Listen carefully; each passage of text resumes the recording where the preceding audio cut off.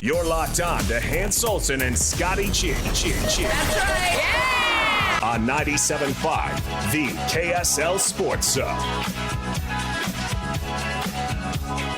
Some breaking news coming down from Jake Retzlaff, BYU quarterback.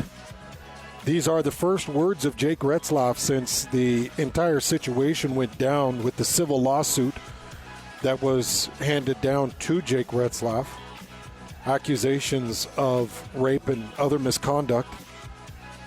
We've been waiting for Jake Retzlaff to release a statement, and many thought that Jake Retzlaff would have released this statement or at least made some comments before Big 12 Media Day, but he waits until just after Big 12 Media Day. Here is Jake Retzlaff with his statement. He says, after a lot of prayer, reflection, and conversation with those I trust, I've made the difficult decision to officially withdraw from BYU and step away from the BYU football program. BYU has meant more to me than just football. It's been a place of growth, spiritually, mentally, and physically. I'm grateful for every teammate, coach, staff member, and fan who supported me along the way. The relationship and memories I've made in Provo will always be a part of me. That said, I'm excited to turn the page and embrace the next chapter. My journey is far from over, and I'm more motivated than ever to keep chasing my goals. Signed, Jake Retzlaff, a.k.a. BYU Jew. That is the statement released just moments ago from Jake Retzlaff. So there you go. It is officially made official. Jake Retzlaff is leaving BYU, and he is going to pursue other horizons. I've heard different rumors that I've heard names like Tennessee, USC, and Notre Dame, and I've heard names on a much lower scale. I've heard universities inside the Big 12 that he could potentially land on. But I'm sure that there are multiple universities out there that could utilize his services. Now, it is tough because we're just weeks away from camp. A week, 2 weeks away in some situations from camp and season opening. So it's going to be a tough, quick transition for Jake Retzlaff, who's got one more year left of eligibility. But it is official. Jake Retzlaff leaving BYU, seeking a different team to go play college football for, but he did make it very clear that he intends to play football in this upcoming season and continue on his career path. So there you go. Official word from Jake Retzlaff. All right, NBA, we got all kinds of Summer League action that's going down. Obviously, Jazz Summer League is complete at the Huntsman Center. Vegas Summer League about ready to kick off, and nobody better to talk to about Summer League and all the upcoming talent than the great, the almighty, the one they call the ultimate insider when it comes to all things NBA. We bow down to him. You should open up your ears, turn up the radio, and listen to him. It's the one and only Kurt Helin. Kurt. Hans, thank you. That I'm thinking. I feel like that's slightly over the top. I just want to gain favor. Scotty always gives you great intros. I get an opportunity to intro Kurt. I'm going to intro him. It worked. You did well. For years, I introed UFC fighters. I introed MMA fighters into the cage. And I was thinking about giving you an MMA intro, like standing at 6'2", this man ate 3 to 4 fat boys right there in the ice cream sandwiches in the middle of March. He comes, but I thought, I'm just going to give you a good old classic intro. So I hope you appreciated it, Kurt. I feel like if it's an MMA one, then I've got to come up with some walk-up music and the whole thing. So, yeah, then...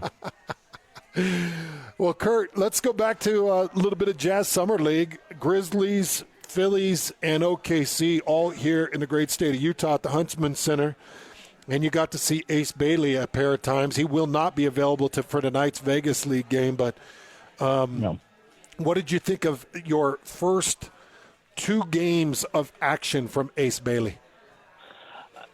What I like is, and what you really ultimately are looking for with someone of his caliber, is to see improvement here and then kind of to get a baseline and then come back next year and say, hey, is he better or worse than he was last year? And I know everybody was talking about Bronny and Flag last night. It's like my takeaway from that was Bronny looks better. Like Bronny has distinctly improved year over year, which is what you want to see. And I think ultimately that's where you're going to be with Ace Bailey. He is. How much better does he get over the course of a year? And hopefully well enough that he's not playing at Summer League a year from now, or if he is, it's, one game and he's out. Well, maybe do Salt Lake and that's it. And I was impressed. Like he started to figure it out. He had a kind of, like I said, I don't want to say passive first game, but he felt like he was feeling it out. And by the second game, he played really well. So there's a lot to like there. We got to also see VJ Edgecombe here in Utah with the Phillies in that opening game of Summer League action, which was awesome to get to see VJ Edgecombe going back and forth with Ace Bailey. But I felt like VJ Edgecombe was the best player on the court, and I didn't feel like it was necessarily close. What did you see from the number 3 overall pick? First off, he is athletic, and he just gets downhill, doesn't he? Like, he just attacks, and he's fast and gets downhill. And versatile. He could pull up on a mid-range, or he could finish at the rim with what felt like at ease. Yeah, I don't want to say he's going to be this good because this is a big ask, but it's an Anthony Edwards style of game, right? Like, he played with real force and made you adapt to him, whether he was going to the rim or pulling up, and everything was working for him. I'll add this. Summer League games are stylistically glorified pickup games. Like, there's just, these guys don't practice that much. It's not like it's not as structured as a college game or an NBA game in style. And some guys thrive in that. And Edgecombe and his style of play are the kind of players who just thrive in those moments more than big men or some other positions. So, like, it's absolutely a, It was. He looked fantastic out there. It was also a situation well set up for him. Oh yeah, no, I totally understand what you're saying, and I felt the same.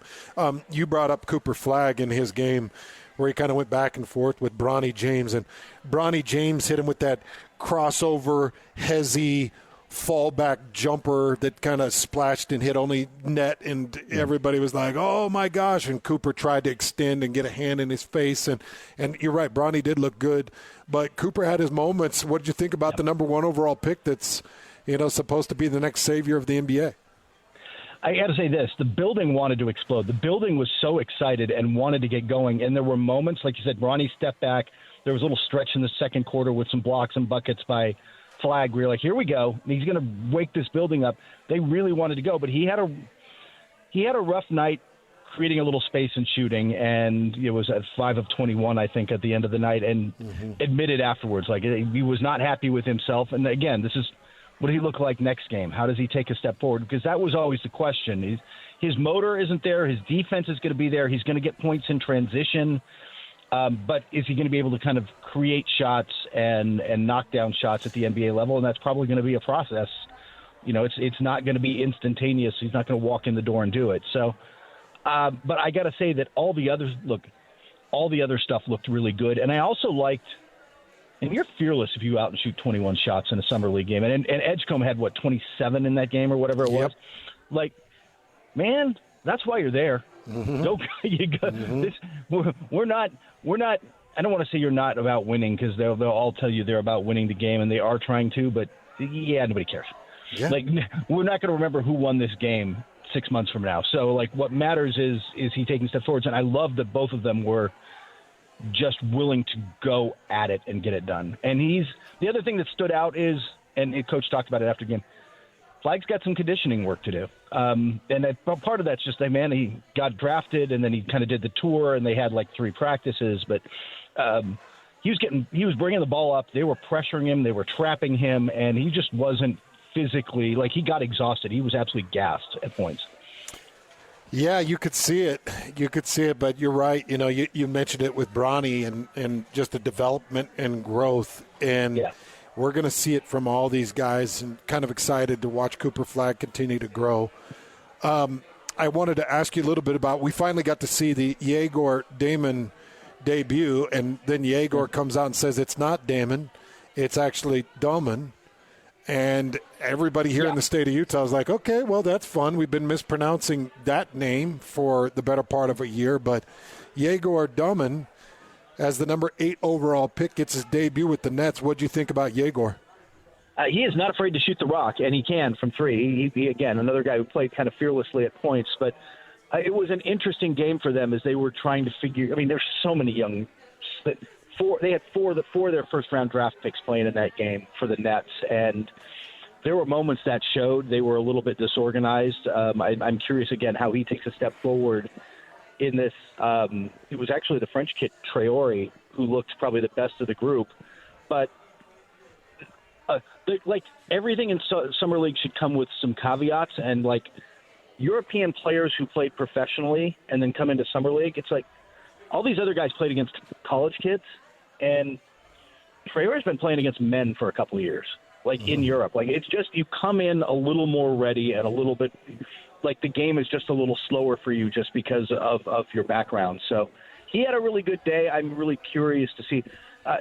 The coach was pleased after the game with kind of where Igor was and what he saw in the game in game one, but there's certainly room for improvement there too. And we'll get there. The passing, again, I don't know if we got to see the full scope of his passing, but part of that is there's a lot of rookies in a very disorganized game, so I'm not sure we got the chance yet. Are you in Vegas for the Summer League? Oh yeah. It is roughly. I'm just guessing right now because I stepped inside. It is roughly 236 degrees, give or take. Oh my gosh!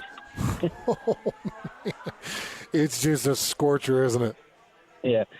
I think it's 110 every day we're here. So, yeah. You know that because we were just at Big 12 Media Days 2 days ago, earlier this week, and we're like, man, it was so nice to have it in Vegas because we brought our whole crew up from Utah. It was just a quick trip, and it was so nice to have Big 12 Media Days in Vegas, and every coach and every commissioner was like, never again. It hit 117, Kurt. Oh, and it just made it miserable for everybody. You'd step out of the convention center and you'd breathe in pure fire, and it was like, nah. But, you continue on this Vegas Summer League, and you're going to have some great teams and great players. What are you going to be looking for? What specifically are you going in with your notes on this one? There's always the fun look. Yes, I want to see Cooper Flagg, and that's why you get here the opening weekend. Cooper Flagg's going to play 2 games, probably. I don't know how much Bailey's not playing tonight. I don't know how much we're going to see any of those guys. We haven't seen Dylan Harper yet, the number 2 pick, just because of an injury. Edgecombe's also missed some time. So, I'm curious. Harper's supposed to play tomorrow.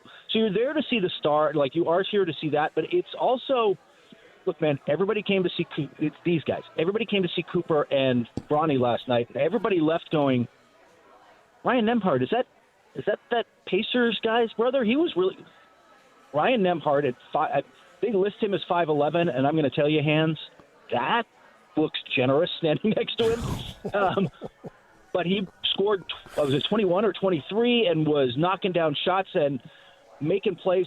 Look, everybody knew he was a good floor general. He was great at Gonzaga the last couple of years, led the league in assists. But they're like, hey, first off, there's always going to be a limit on how much he can play because of the height, but also in his role. But also, he just doesn't shoot well enough. He's not aggressive enough scoring. He might be wrong about that one. Maybe he can do that. And if he can do that, then there's a really good role for him as a backup guard in this league. Well, Isaiah Thomas did it for a bit, didn't he? Yeah, exactly. You can look. You can be undersized and play in the NBA like that, but there's a curve of athleticism that comes with that. If you're smaller, you better be really good or really good at what you. Chris Paul's 6'1", but especially peak Chris Paul, not only a great floor general and offensive player, but better, more athletic than you thought he was, and really good defender, so he could stay on the floor. It's much harder to do. One thing I've got circled here in my notes for Vegas Summer League is Con Knippel with the Charlotte Hornets. Yeah. Give me your thoughts on Con. That was a pick that Jazz fans were watching really closely because that name started to really rumble about 2 weeks before the draft. It was circling the state of Utah like crazy. But give me your thoughts, Con Knippel, and what you're looking for from him. Yeah, I'm curious to see how he fits in. He's one of those guys where I'm curious to see if they put the ball in his hands a little more. Again, part of what you're doing here at Summer League is giving guys roles they're not going to get necessarily during the season much. Charlotte has ball handlers that, LaMelo guy will probably want the ball in his hands a little and what have you. But he did some at Duke. Will they give him a chance here? I'm curious to see how he handles that and his shot. I haven't really seen it. Again, a lot of these guys I just haven't seen in person. I've seen tape, but outside of Cooper Flagg, I hadn't seen a lot of these people in person. And it's just, man, just like football hands or anything else, like you can watch all the tape you want. You got to see somebody in person to know. Oh, man, that is the truth. That is the truth. And you know what? It gives me anxiety, Kurt, thinking about being in a NBA front office and, you're looking at height as opposed to speed, or you're looking at shooting as opposed to passing, and you're looking at vision, and you're looking at, maybe you're looking at, just the genetic makeup. Well, okay, what did his dad do? His dad played 6 years, and his mom was an Olympic athlete. And you're trying to build out these resumes, and you're starting to see that there are unique visionists in the NBA. When you look at Oklahoma City, I think it's just built off vision, being able to identify talent. We were talking about Cody Williams here with the Utah Jazz. Well, I think you give Cody at least another 3 years, because if he's anything close to Jalen, his brother, then, you hang on with everything you're worth to keep a guy like that around. But these guys that have true vision of talent, Kurt, I would take $50 million. I'd find the best one. I'd say, here's $50 million. You come in here and build this thing. Yeah, exactly. There is something to that. Look, all those measurables and all that stuff, like passing, how accurate is his passing, whatever, arm strength. I don't want to say that doesn't matter, because it, absolutely matters with a quarterback, and it matters with it. But there's times you're just like, yeah, that Drew Brees guy's, his arm's not strong enough. He's a little too small. I don't know. And like some guys can just play the game, right? Like some guys just have a innate ability to play and play well and overcome whatever genetic, whatever, maybe they're not the biggest, strongest, fastest, but they can do all this other stuff. And you're certainly trying to find that, I think, in basketball, especially now you're going to be in a salary cap world where you're going to be able to have a couple of these guys, 2 or 3 of these guys, and you've got to go find those affordable guys. Like being able to do that, being able to identify those guys who just are, I don't know. We just saw a couple of them in the finals with T.J. McConnell and Alex Caruso. Like, yeah, they just know how to play. They just can figure it out. And if you can find those guys, it really helps. I actually think the NBA is on good footing, Kurt. I'm not a fan of LeBron James. Now, I'm a fan of what he did in that series against Golden State. And I'm a fan of his drive and the fact that he's playing a 23rd year, which has never been done. Like, I'm a fan of those things. LeBron doesn't bring me to the yard anymore, and it feels like some of the greats are aging out, the Kevin Durant's, and, you're kind of you're starting to see the wear and tear of the Steph Curry's. I think that the league is in good hands. I think that we got some spectacular talent that's flowing in with Cooper Flagg and guys like Ace Bailey. And then next year I'm watching A.J. DeMonts. Can't wait to watch him here in the Marriott Center. Yeah. But, Kurt, it feels like there's exciting talent on the horizon. And it's been made very clear that the Utah Jazz are going to take every advantage of it and make sure that they're getting the shot at the top 5 next year. But it does feel like there's an influx of solid talent that's coming back into this league. Yeah, and by the way, as a Jazz fan, like it can be a rough year, but like you have to get one of those guys. Ultimately, at the end of the day, you have to have one of those anchor guys that maybe somebody like Ace can develop into him, but like the reason you get as many bites at the apple as you can is drafting is always an inexact science in every sport. Like, you just don't know, really, ultimately. As much as you think you can know, there are very few LeBrons, right? Or I don't know, Andrew Luck's or whatever, where you're like, yeah, that guy's going to be good. Like, we're going to be fine.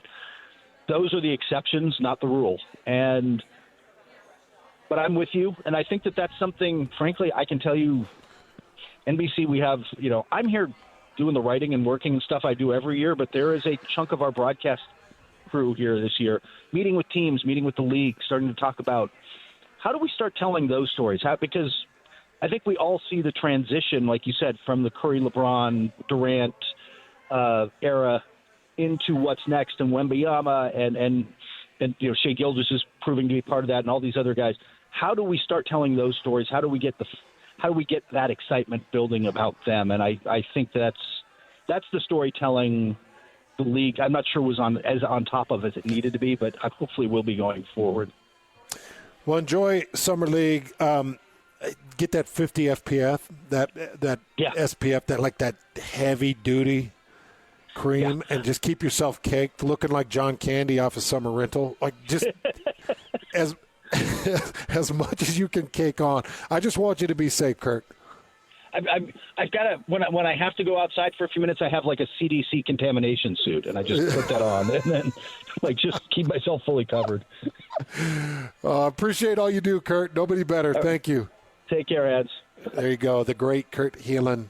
Some really good NBA insight. Sorry, I know it's kind of a rapid fire question session because I've got so many things that I want to get from Kurt, but hopefully you're able to take in some of his insights from each individual player. Your intro was great, by the way. I do like that, except for I couldn't quite get this in time. And now, right out of California, he's a corn-fed meth head. How well would that have worked? He's from California. Oh, man. So the script spelled it out. It was MEATHEAD. That's how that was spelled out. Yeah. And so when I looked at it and I'm rolling through it for Bully Beatdown, it looked like meth head. And so I just rolled into corn-fed meth head. And I know meth head, I guess, would be METHEAD. Is that right? Like METH. So that little A in there, it hid. And, we're putting together Bully Beatdown. It's for MTV. They could easily be meth heads. Yes, that's exactly it. I'm thinking, why not? I'm like, they he brought looks in. Like he's got a couple screws loose. They actually brought in a meth head. That's crazy. Like, a meth head was definitely a bully, but it was meathead, and I got chewed, and that sucked. I actually, the producer, he ran a cut. He's like, cut. You realize you're the least important part of Bully Beatdown. We don't even need to have you in this show. Why do I picture this going down just like Rocky Balboa trying to cut the commercial? Oh, stop. Smells manly. Smells. Oh, my gosh. Hello. If you can't read the script, then we can't have you on the commercial. We have wasted an entire day, Mr. Balboa.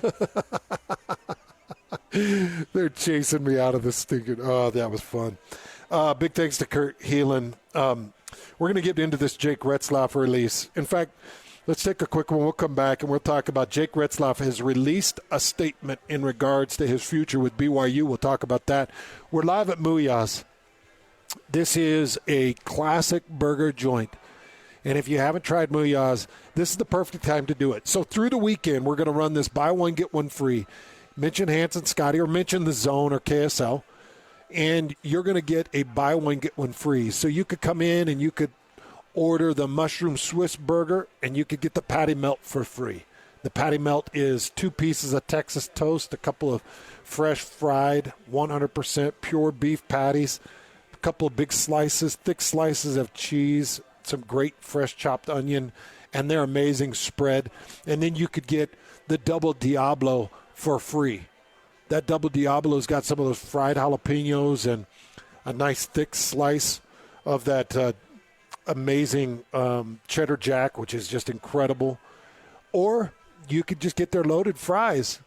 And by the way, we did get the family size fries. The family size fries could feed at least 20 people. It is that thick, that deep. So buy one, get one free. All you got to do is mention the Zone, and you're going to get your first burger on you. The second burger is on us, so that you can try these amazing Muya burgers. Oh, and don't forget, fresh hand-dipped shakes, too. These are fresh ice cream. This isn't your soft serve and then, just a quick spin on the device.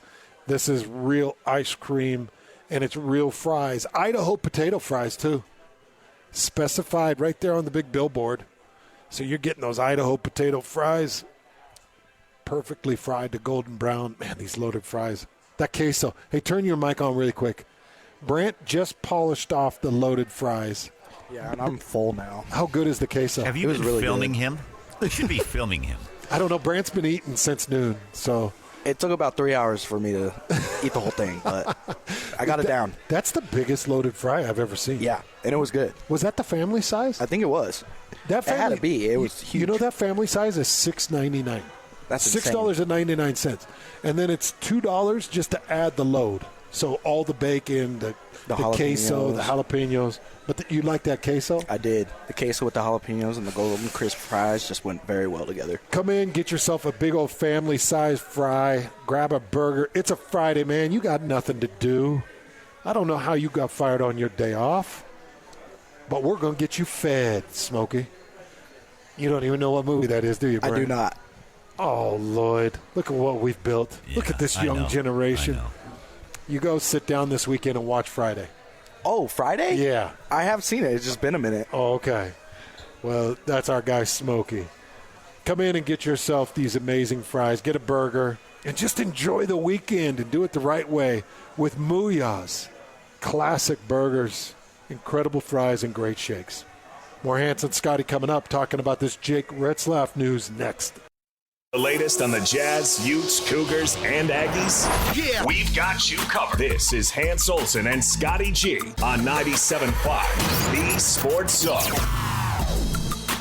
Welcome back, Hans and Scotty, live at Muya's here in the district. Buy one, get one free burgers. All you got to do is mention the show. That's Muya's in the district. Come down, man. Don't do these shakes. And Brant, you got to go get a shake, man. You've done the loaded fries. You've done the burger. Jake says he's too full. Those burgers are thick. Those patties are great.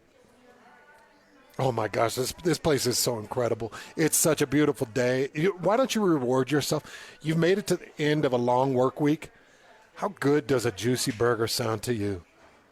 How good does a patty melt? When's the last time you had a patty melt where you got a couple of pieces of Texas toast and you got two big, thick patties, burger patties, and fresh cheese sliced and thrown on it, melted down into it, and then you get their spread. Their spread is really good here.